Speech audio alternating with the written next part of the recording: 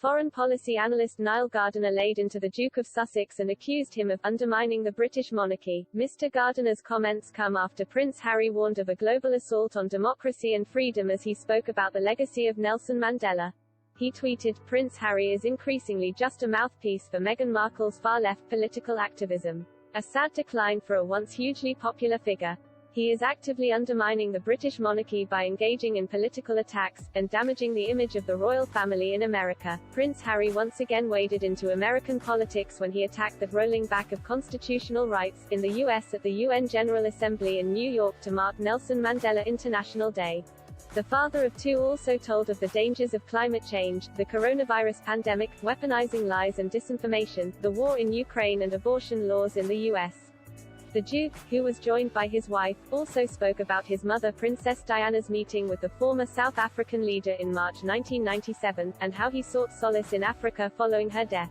He said, "This has been a painful year in a painful decade. We're living through a pandemic that continues to ravage communities in every corner of the globe, climate change wreaking havoc on our planet, with the most vulnerable suffering most of all, the few, weaponizing lies and disinformation at the expense of the many, and from the horrific war in Ukraine to the rolling back of constitutional rights here in the United States, we are witnessing a global assault on democracy and freedom, the cause of Mandela's life."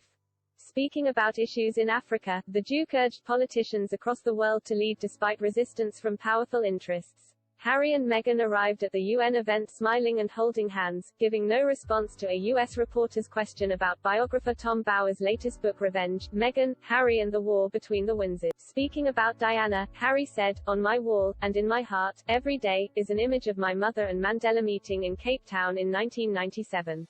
The photo was presented to me by the late Archbishop Desmond Tutu, whose friendship and inspiration were their own treasured gift.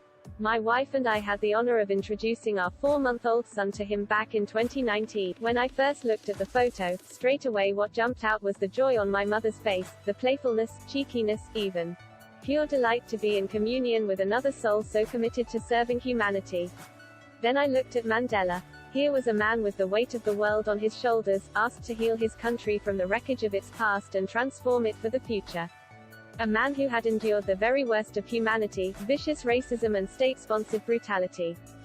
A man who had lost 27 years with his children and family that he would never get back."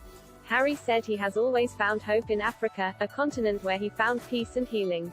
He added, "It's where I've felt closest to my mother and sought solace after she died, and where I knew I had found a soulmate in my wife." Harry and Meghan, the Duke and Duchess of Sussex, moved to the US 2 years ago to lead a more independent life. They live in California with their two